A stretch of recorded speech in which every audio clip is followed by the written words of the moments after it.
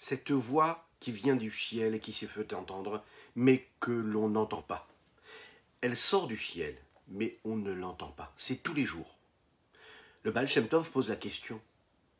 Si cette voix qui vient du ciel est censée se faire entendre et qu'elle ne se fait pas du tout entendre par chacune et chacun d'entre nous, pourquoi? Parce qu'on n'entend pas. Et pourtant, elle vient du ciel. Pourquoi est-ce qu'elle vient du ciel? Pourquoi est-ce qu'elle sort si on ne peut pas l'entendre? Et si on ne peut pas l'entendre, pourquoi est-ce qu'elle décide tous les jours, elle, de se faire entendre? Pourquoi on ne l'entend pas? Et pourquoi est-ce qu'elle décide de se faire entendre si on ne l'entend pas? C'est la question du Baal Shem Tov sur la parole des Pirkei Avot. Il est dit comme ça que tous les jours, il y a une voix qui vient du mont Chorev et qui, elle, se fait entendre. Elle est là pour exprimer la douleur de ces égarements de chacune et chacun d'entre nous, de cette Torah-là. Le Baal Shem Tov l'explique, il dit cette voix-là, on ne l'entend peut-être pas. Mais on ne l'entend pas parce qu'en fait, on n'a pas les oreilles bien ouvertes. Et pourquoi nos oreilles ne sont pas ouvertes? Et bien c'est assez simple en réalité. La confusion. Lorsqu'on est confus, lorsque notre esprit est embrouillé, lorsqu'il y a le brouillard, vous savez, quand on n'est pas capable de définir bien ce que doivent être nos pensées, nos paroles et nos actions, lorsqu'on se laisse aller, lorsque le vide s'installe, et que quand le vide s'installe, eh bien on peut s'égarer. On va à droite ou on va à gauche. Lorsqu'on n'est pas réellement dans un programme, lorsqu'on n'a pas un objectif, lorsqu'on ne suit pas une route précise, lorsqu'on n'a pas posé réellement toutes les étapes de notre journée, de notre l'heure qui va passer. Alors à ce moment-là, ce qui se passe, c'est que l'égarement est au coin de la rue. Il est là, il nous attend. Il est là, il est dans notre poche, il est dans nos maisons, il est dans nos voitures. C'est à chaque moment qu'on se sent comme ça, embrouillé. En hébreu, nous disons méboulbal. On est dans ce brouillard. C'est la confusion. Et puis on ne se rend même pas compte et ensuite on peut s'égarer. Cette voie-là, c'est cette pensée de Teshuvah quand même qui vient chez chacune et chacun d'entre nous chaque jour de notre vie. Et pourtant on ne l'entend pas. Pourquoi est-ce qu'on ne l'entend pas? Parce qu'on est dans le brouillard. Parce que c'est la confusion. Et quand c'est confus, on n'est pas capable de détecter et de définir ce qu'il en est de chacune et chacun d'entre nous, de notre vie, de là où on se place, de là où on se trouve. Ce brouillard, il est présent, il est de plus en plus opaque lorsque les fautes sont nombreuses. Une personne qui sait qu'elle ne doit pas accomplir une avéra, et pourtant elle le fait. Elle se lève le matin, elle va faire la tefila, elle va faire la prière, et pourtant ensuite elle va faire une erreur. Elle va s'égarer. Mais comment est-ce qu'elle a pu en arriver là? Ce sont un des sujets que le Rabbi Shlomo Zalman va aborder aujourd'hui dans notre Tanya du jour. Je vous invite pour cela, afin de faire profiter d'autres personnes, qui peuvent être dans le même cas que chacune et chacun d'entre nous. Oui, puisque ça concerne chacune et chacun d'entre nous, et bien de partager, de commenter, de liker cette publication, afin que nous soyons encore et toujours plus à étudier la sagesse même de la Torah Tachassidut. J'espère que vous allez bien, j'espère que vous êtes bien installés. Aujourd'hui, c'est Erev Shabbat, et donc nous allons développer cette partie-là du chapitre 7 de la Igeret HaTeshuvah qui nous a été offerte par le Rabbi Shlomo Zalman de Liadi. Juste après ces quelques notes de Negun.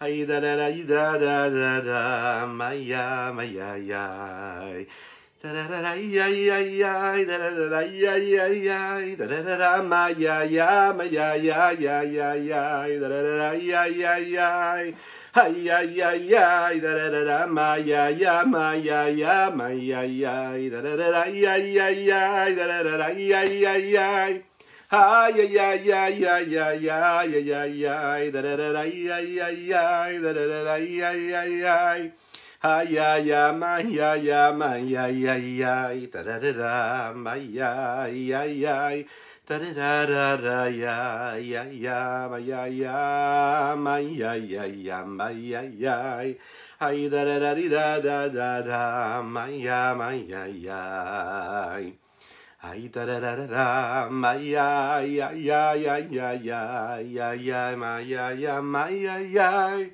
ay Ay da da da da da, ay da da da da da da da, ay ay ay ay ay ay.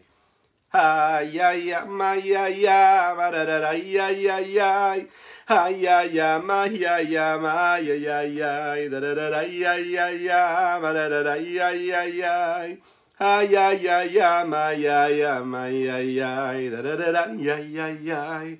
Ay ay ay ay, da da da da, ay ay ay ay ay ay ay, da da da da, ay ay ay ay. Ay da da da da da, ma da da da, ay ay ay ay ay ay ay ay. Ay da da da da, ay da da da da da da, ay ay ay ay ay ay ay. Ay da da da da, ay da da da da da, ay ay ay ay ay. Ay da da da da, ay da da da da, ma ma ma ma ma. Da da da, ay ay ay ay ay ay ay ay ay ay ay ay ay. Boker Tov les Koulam, bonjour à toutes et à tous, et ceux qui nous rejoignent sur les différents réseaux. Boker Tov mon cher ami, j'espère que tu vas bien. Eh ben, Baruch Hashem, Baruch Hashem. Donc aujourd'hui, nous parlons de cela. Oui, et c'est les maximes de nos pères qui nous le disent. Et puis c'est le Baal Shem Tov qui l'interprète de cette façon. Nous l'avons vu dans cette introduction. Alors qu'est-ce qui se passe? Comment est-ce qu'on peut en arriver à fauter? Pourquoi est-ce qu'on peut être intentionnellement égaré quand on sait ce qu'est la vérité? Qu'est-ce qui se passe dans notre tête? Comment est-ce qu'on peut en arriver là? Comment on peut perdre les armes? Comment on n'y arrive pas? Comment on n'arrive pas à se retenir de dire, de penser, de regarder, de faire ce que nous faisons, pensons, regardons, ou faisons, ou disons? Qu'est-ce qui se passe? Pourquoi est-ce que ce brouillard s'installe? Eh bien, comme partout, vous savez, il est dit comme ça dans la Torah qu'il faut mettre des barrières dans notre vie. Une personne qui a un foyer, qui a une maison, et construit une maison. C'est une mitzvah de mettre ma'aké. Il faut qu'il y ait une barrière à son toit. Pourquoi? Pour ne pas se mettre en danger. Donc chacune et chacun d'entre nous, nous devons mettre des barrières, pour ne pas tomber dans ce brouillard, pour être toujours à l'écoute de cette voix qui vient du ciel, et qui est là. Cette voix qui vient du ciel, c'est cette pensée de teshuva que nous avons, peu importe ce que nous faisons, nous avons toujours envie de faire teshuva. Ça n'existe pas un juif qui ne veut pas faire teshuva. Ah, tu n'as pas l'impression de l'entendre, cette voix, tu penses que intentionnellement tu fais l'inverse de la volonté de Dieu parce que tu ne te sens pas du tout concerné parce que Dieu te demande, chas v'shalom. C'est faux. C'est juste que le degré, le niveau d'opacité peut être un peu plus élevé chez l'un ou chez l'autre, ou bien même chez une même personne, un jour ou un autre jour.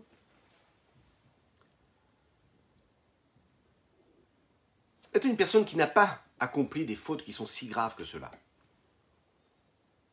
Des avérotes qui sont considérées comme par exemple les avérotes dont nous avons parlé déjà dans les chapitres précédents, qui sont des avérotes, des égarements qui sont très graves, qui nourrissent les sources de l'impureté, qui donnent à boire et à manger à ces sources de l'impureté, qui leur donnent de l'énergie.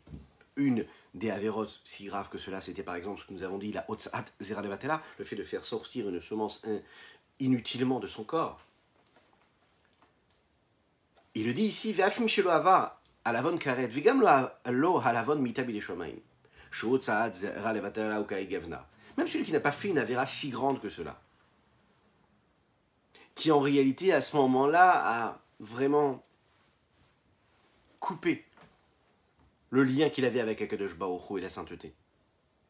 À tel point que quand il agit de cette façon-là, toute l'énergie qu'il peut avoir, physique, son énergie humaine, eh bien, elle vient des sources de l'impureté parce qu'il a nourri l'impureté en accomplissant ces actes-là.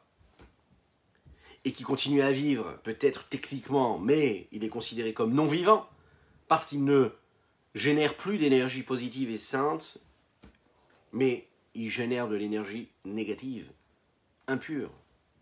Donc il vit peut-être, mais il ne vit pas réellement. Afal Piken, ici, il nous le dit ici, le Rabbi Shimon Zalman, Ela al she'ar averot kalot, celui qui fait des petites avérotes, et qui peut penser qu'il n'est pas considéré comme un impie, comme un rachat. Il faut quand même savoir. On peut arriver quand même à avoir un cœur brisé pour ces petites avérotes. Et il faut arriver à cette remise en question, à ce regret véritable. Autrement dit, quelqu'un qui est capable d'arriver à ce regret, à se briser le cœur de regret de prise de décision pour le futur, quand il commet des petits actes, des petites actions qui peuvent paraître banales, eh bien il arrivera lui aussi à se protéger de ces actes graves. Lorsqu'on donne de l'importance à ces petits égarements, eh bien on réussit ensuite à ne pas faire de fautes graves. C'est ce que va nous dire le Rabbi Shlomo Zalman. Lorsqu'on est capable de gérer son couple, son foyer, sa famille, l'éducation des enfants, et qu'on est méticulé sur les petites choses, eh bien on arrive à s'épargner d'avoir à gérer des grands problèmes. Une personne qui laisse de côté les petits problèmes, qui ne cherche pas à chaque fois à régler les situations un peu compliquées qui se présentent, qui parfois ne sont pas si graves que cela, ensuite ça nous amène vers de grands problèmes. En fait, ce qu'on nous demande, c'est d'être quelqu'un de sérieux.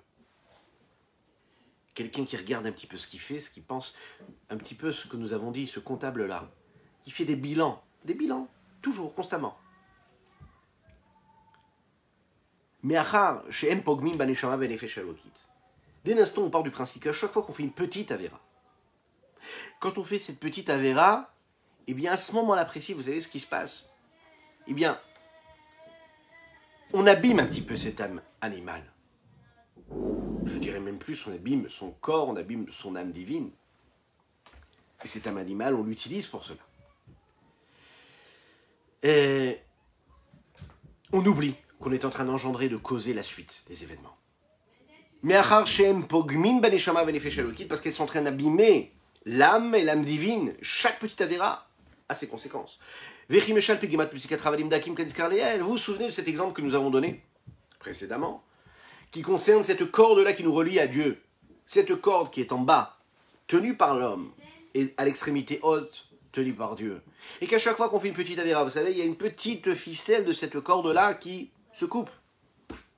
Et qu'à chaque fois qu'il y a une petite ficelle, petit à petit, eh bien ça affaiblit cette grande corde-là qui nous rattache à Kadosh Baruch Hu. Donc peut-être que cette avéra me paraît insignifiante, mais en réalité elle a de l'impact et de l'influence et elle abîme quelque part ce lien que j'ai avec Dieu. Ces fils-là, combien il y en a? 613. Ces 613, ce sont les 613 mitzvot de la Torah. Dans ces 613 commandements de la Torah, il y a les commandements positifs comme les commandements négatifs. Lorsque j'ai la possibilité d'accomplir un commandement positif de Dieu, et qu'est-ce que je fais? Je ne le fais pas. Mais je suis en train de couper un petit fil. Lorsqu'une avéra se présente à moi-même, qu'elle me paraît insignifiante, et que je l'ai faite, je l'ai accomplie, j'ai coupé encore un petit fil.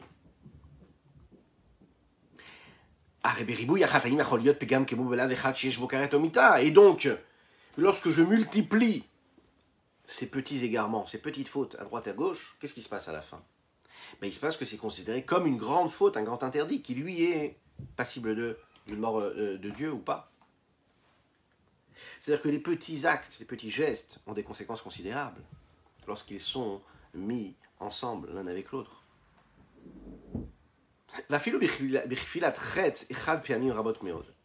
Et même lorsque c'est une seule faute que l'on commet à chaque fois la même, lorsqu'on répète une même faute.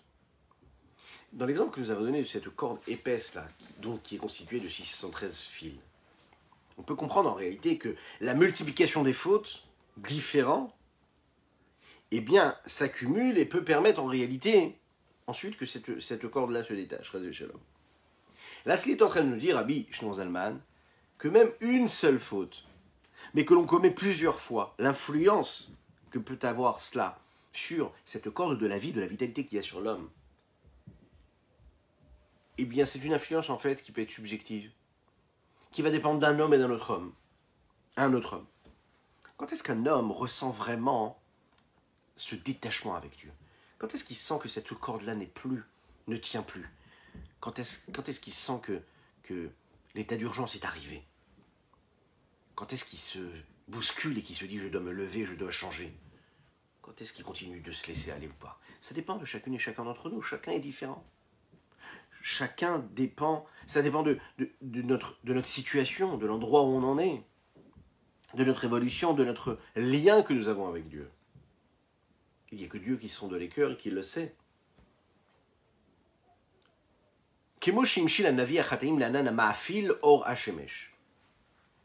Le prophète a donné cette métaphore et a fait ressembler ces fautes-là à ce nuage, vous savez, ce nuage opaque, obscur, qui est là et qui cache les rayons du soleil. Le soleil brille toujours. Ce qui cache les rayons du soleil, ce n'est pas le soleil qui s'assombrit, mais ce sont les nuages qui se mettent devant le soleil. La vie qu'Akadosh Baruch Hu, que Dieu nous a donnée, c'est un petit peu comme cette lumière du soleil. Elle est là pour éclairer toute la terre, toute la vie sur cette terre. Toute cette vie sur cette terre, cette vitalité que chacune et chacun d'entre nous recevons, que ce soit la lumière, la chaleur qui nous provient du soleil. On la reçoit parce que Akadosh Baruch Hu a décidé de nous la donner. Il nous a donné cette vitalité. Cette force de vie est là constamment, abreuve chaque créature. Et de la même manière que la lumière du soleil, c'est elle qui donne ce qu'elle doit donner à la terre et qui lui permet d'être ce qu'elle est. Et que quand il y a un nuage épais qui vient se mettre devant cette lumière du soleil et qui empêche cette lumière-là de descendre sur terre, eh bien cette terre-là se sent en manque de lumière, de vitalité. Eh bien l'homme c'est pareil. La faute, c'est ce nuage obscur. La faute, c'est ce qui va créer cette séparation, cette coupure, cet écran malheureusement avec Dieu. Dieu ne se dévoile plus.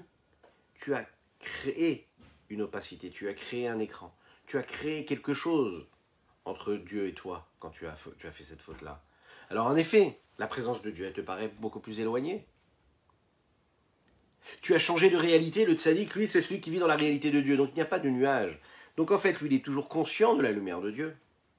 Pourquoi est-ce que sur son visage, nous voyons une lumière, une gdoucha, une sainteté? Parce qu'il est en connexion directe. Comme une personne qui se met devant le soleil et qui va bronzer au soleil. Pourquoi? Parce qu'il n'y a rien. Il n'y a rien qui fait écran. Le tzaddik, celui qui accomplit la bonne volonté d'Hachem, eh bien, il est toujours à découvert. C'est-à-dire que il est éclairé, il est irradié, quelque part, par la sainteté de Dieu. Donc quand on voit son visage, eh bien, on voit tout de suite les conséquences. On voit une lumière lorsqu'on est devant un tzaddik ou un être juste. Une personne qui étudie la Torah toute la journée, une personne qui accomplit des mitzvot toute la journée, une personne qui travaille ses vertus, ses traits de caractère, eh bien, elle va dégager de sa personne, de son visage, de ses agissements, une forme de lumière très particulière qui est la lumière de la Kedusha. Ça ne vient pas de lui, ça vient de Dieu. Il est le reflet de ce que Dieu décide de donner sur terre. Et plus on est en correspondance avec cette lumière-là, moins on crée d'écran qui sépare notre lien avec Dieu, moins les petits fils ne se sectionnent, et moins l'opacité va cacher cette lumière qui vient sur nous. En réalité, on doit faire en sorte de ne pas être trop entouré d'ombre. Et chaque faute que nous commettons, c'est une ombre que nous créons. Il est dit comme ça, dans Ishaïa, le prophète Ishaïa dit la suite du passouk, du verset qui n'est pas cité ici dans le texte, qui est Vecheanan chatotecha. J'ai effacé comme les nuages tes fautes. Qu'est-ce que cela veut dire? Rabbi Shimon Zalman nous l'explique. Ka'av peshaecha, ça veut dire emaverot achamurot amavdin ben pnimit ashpaat shemavaye baruch hu nefesh adam. Ce sont les fautes graves qu'un homme accomplit. Il y a des fautes qui sont légères, des fautes graves. On va voir tout de suite ce que cela veut dire. Ces fautes graves qui nous séparent et qui séparent entre la profondeur de l'influence de vitalité qui vient de Dieu, du Saint béni soit-il, du nom de Havaye Yudke Vavke, et l'âme de l'homme.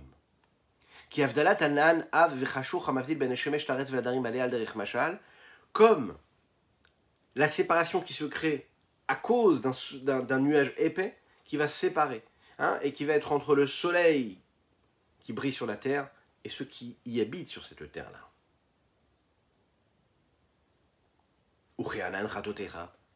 Et la deuxième partie du verset, comme ce petit nuage-là, tes fautes. Donc, il y a deux nuages.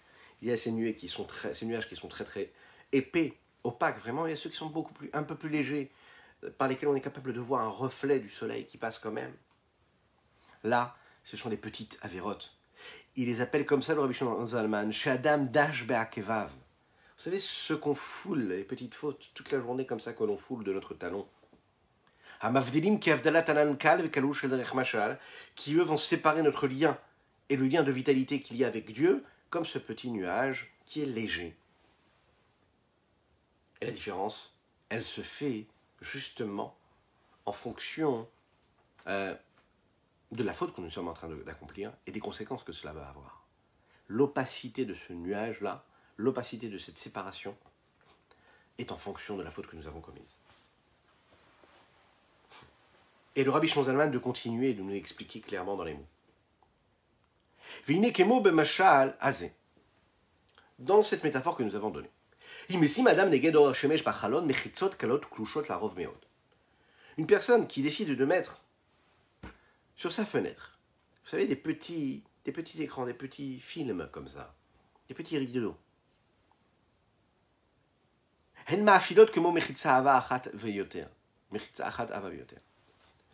personne qui laisse passer le soleil à travers la fenêtre, d'accord, et qui va mettre un petit rideau, eh bien la lumière va continuer de passer. Il décide de rajouter encore un petit rideau.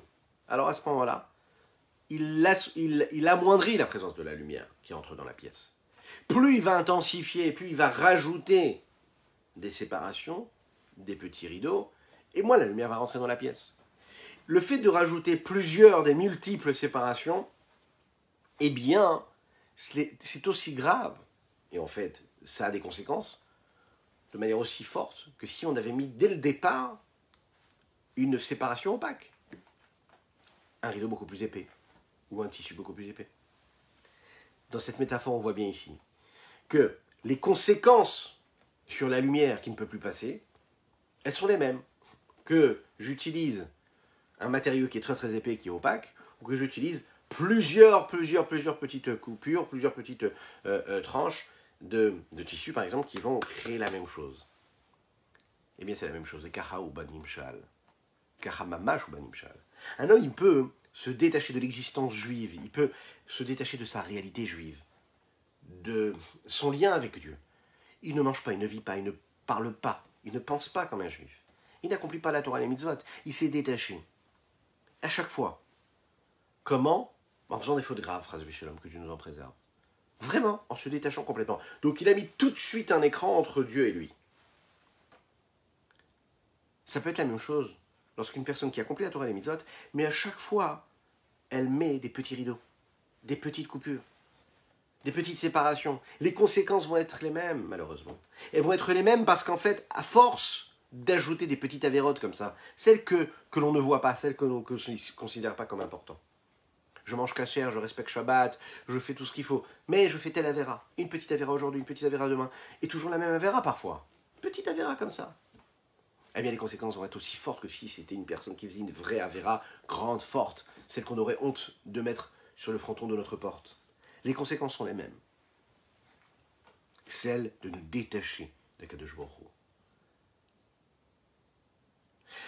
C'est l'histoire qui est rappelée ici par le Rav Adin Even Israël qui explique vraiment bien ce que ce Tanya a à nous dire. L'histoire de deux personnes qui viennent chez un grand chacham, un grand sage, pour lui demander une réparation de teshuva. C'est-à-dire, comment faire teshuva sur les fautes? La première personne lui a dit, voilà, moi j'ai fait une faute qui est très très grave. Une faute très grave. Le deuxième dit, non, moi j'ai fait une faute qui n'est pas très très grave, mais j'en fais plusieurs. Plusieurs petites fautes. Alors, à la personne qui a fait la faute grave, le sage lui a dit, tu sais ce que tu vas faire? Apporte-moi une grande pierre. Le deuxième, il lui a dit, tu sais ce que tu vas faire? Tu vas aller chercher de multiples objets et tu vas les ramener ici. Plusieurs objets. Une fois que les deux personnes ont emmené ce que le sage leur avait demandé d'apporter, il leur a dit, ok, toi qui as fauté une seule faute mais grave et qui a amené cette pierre unique, tu vas la prendre, tu vas la ramener à sa place. Et toi, qui as fait beaucoup de petites fautes légères, que tu foules de ton pied tous les jours, tu vas prendre tous ces petits objets multiples que tu as apportés, tu vas les ramener à leur place. Celui qui a amené la grande pierre, il l'a ramené à sa place, mais celui qui avait, vous savez, rassemblé tous ces petits objets, il ne savait pas où les ramener. Écoutez bien cette histoire, comment elle est magnifique. Quand tu as fait une faute grave, tu sais la nommer, tu sais la montrer du doigt, eh bien tu sauras réparer cette faute-là, même si elle est très très grave. Mais quand tu fais plein de petites fautes comme ça, à laquelle tu ne fais même pas attention, quand on demande de faire tes choix pour cela, c'est beaucoup plus compliqué. Pourquoi? Parce que tu ne sais même plus où elles sont, tu ne sais même plus lesquelles tu as faites ou pas. C'est pas clair. Il n'y a pas pire qu'une personne qui a l'esprit embrouillé, qui ne sait pas où elle en est. qui ne suit pas un objectif, qui n'a pas de feuille de route. Elle s'égare, elle va là, elle va là. Elle ne donne pas d'importance à ses actes. Elle est comme ci, elle est comme ça, elle se laisse aller par ci ou par ça. Quand il faut faire teshuva après, mais par quoi on commence? Comment on va faire du vide dans notre tête, dans nos actions? C'est beaucoup plus compliqué. C'est plus compliqué. C'est plus compliqué parce que il faut aller retrouver l'endroit où il y a ces petits objets-là.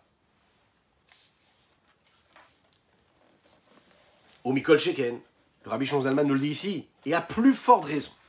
Vous savez, ces petites avérotes qui sont très très connues, Amefursamot, Midivrei Rabbeinu Zichronan Livracha, celles qui sont connues de ce que nos sages nous disent, chez En Mamash Kavodazara Vegilou Yarayot Ushfrudamim, c'est considéré comme des avérotes qui sont graves, qui sont nommées dans la Torah, comme par exemple Avodazara, servir un dieu étranger, même si ça n'existe pas dieu étranger, mais une force étrangère qui serait celle de Dieu.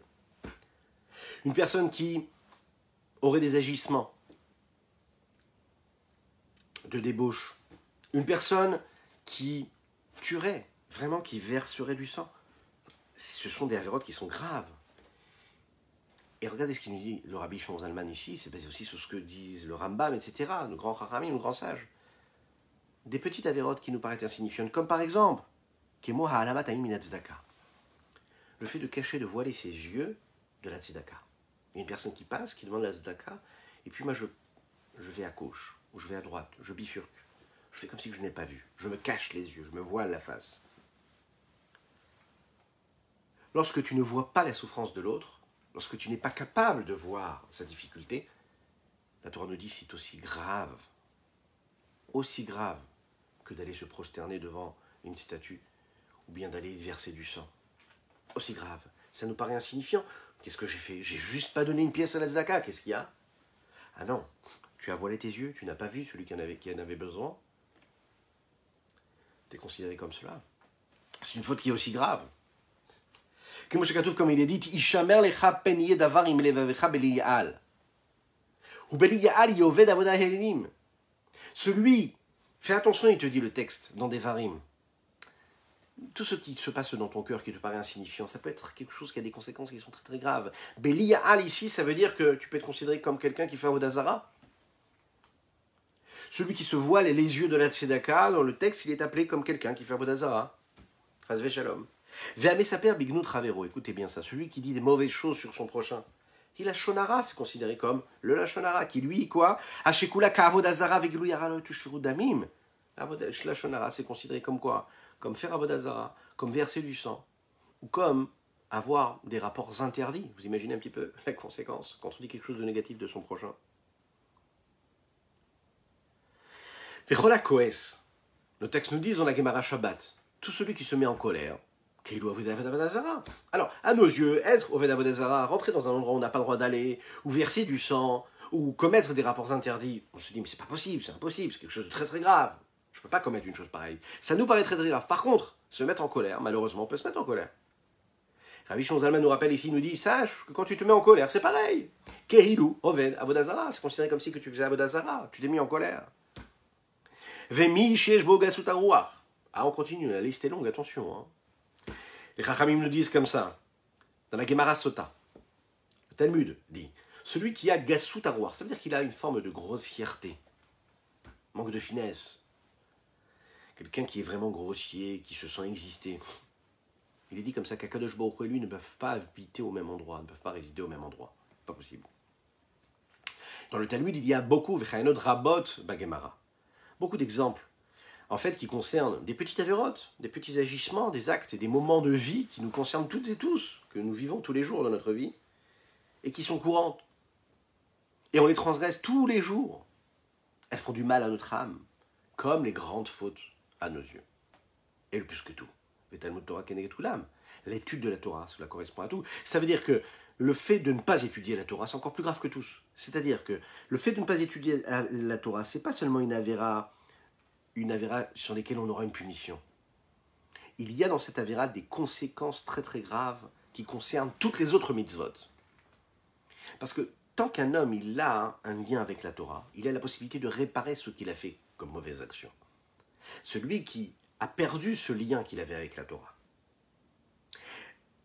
même si à un seul moment, à un moment particulier, il n'a pas fait d'avéra, à la fin, il va se détacher quand même de ce lien qu'il a avec cette corde qui le relie à Dieu. Encore plus que cela, c'est une avéra qui est courante. On peut passer des journées entières sans étudier la Torah. On est pris partout, par le travail, par la famille, par notre téléphone portable, par tout ce que le monde nous offre. Et on ne va pas étudier la Torah. Et on pense que c'est normal. On a toutes les raisons, on a toutes les excuses. Tu n'as pas étudié la Torah, petit à petit, tu t'es détaché. C'est l'oxygène, le limud de la Torah, l'étude de la Torah. C'est ton oxygène avec Dieu. Comme les Chachamim le disent, Viter Akadosh Baruch Hu Avodazara. La suite du texte, c'est que Dieu, il a accepté de ne pas faire attention à la Avodazara qui pouvait être commise. Il est capable d'accepter une faute qui aurait été commise concernant du sang qui aurait été versé, ou bien des actes qui n'auraient pas dû être commis, de l'adultère, des rapports interdits. Mais par contre, il y a une chose, l'oviter, c'est la limud de la Torah. Il n'accepte pas le fait qu'on ne puisse pas étudier la Torah, parce que c'est notre énergie, c'est ce qui nous relie à Dieu. Mais la reine, c'est la raison pour laquelle. Puisque chaque homme, en réalité, il faut se dire les choses en face. Ouais. On est tous confrontés à ça. Qui c'est qui a toujours et tous les jours étudié la Torah de sa vie? Il y a parfois des journées où on n'arrive pas à étudier. Donc on est tous concernés par cela. C'est la raison pour laquelle les Chachamim, Sidrou Bikriat Shema Shalamita, les Kabel Elav Arba Mitot Bedin Vechoulé. Les Chachamim, nos sages, ont décidé, vous savez, dans le Sidour, on a tendance à l'oublier. Pas tout le monde le fait. Mais c'est très très très important de le faire. On en a déjà parlé plusieurs fois ensemble.